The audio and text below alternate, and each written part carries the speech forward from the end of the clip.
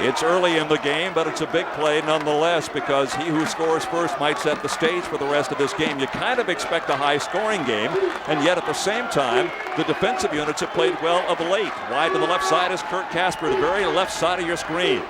As we zoom in, going back to throw is Knott. Knott's got it in the end zone. Here's the pass. It is touchdown! Slot to the left with Kurt Casper. Chris Morris is the single running back behind Jake Knott right now. But again, they'll spread that offense. They'll put a man in motion. That's Nick Dawson. Knott looks to his right, goes into the end zone, and what a catch! Unbelievable catch that time. That's a height advantage. And DePauw with that big turnover from Wabash, trying to turn something into something, as Wabash did on the opening drive of the game when DePauw fumbled the football away and the Little Giants marched it in. Quick pass, flare pass into the corner, and oh, what a catch by Dan Ryan. Jerry, Dan Ryan, this is where he operates the best. Talking about how we build curriculum. Dean Ditzler, thanks. Back to you, Jerry. All right, thank you very much, Matt. Over the middle, wide open receiver is Reinhardt again. Reinhardt gets a good block. Reinhardt to the left side. Reinhardt 5, knocked out of bounds at about the 4-yard line. Field still basking in glorious sunshine this Saturday afternoon, and the wind still blowing across the field from where we are across the field. So it's not much of a help or a hindrance either way. Up the middle, busting 1 tackle, 2 tackles, maybe got it. That looks like Matt King. Touchdown DePauw.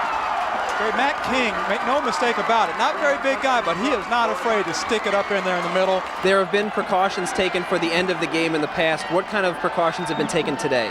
It's my job to go to the end zone down there and stand and just make sure that the students exit out the southwest exit instead of coming onto the field.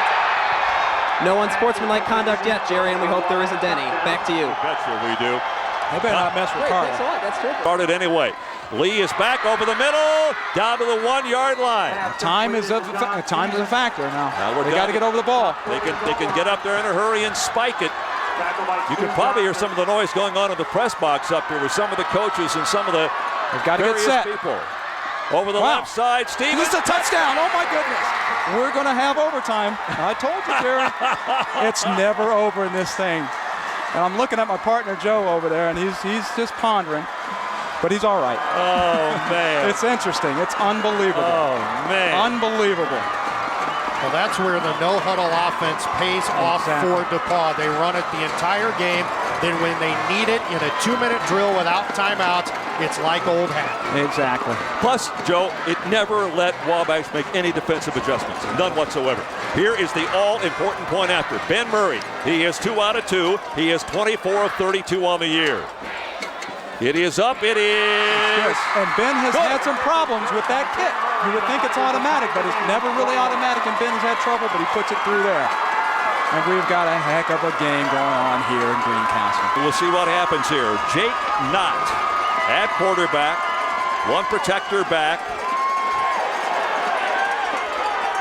Knott's going to let it fly. Here it goes. It is in the air, and it is caught. Oh, my God. Oh, my goodness. What it is the very thing that you thought wouldn't happen, and what an unbelievable end to the football game. What an unbelievable end. The senior Kurt Casper was quiet the entire day. Catches the deflection from Ryan Short. Unbelievable. Kurt Casper, the second leading receiver all time for the Little Giants, had been shut down all day long, and he catches the deflected pass for the game winner. Oh my goodness. Unbelievable.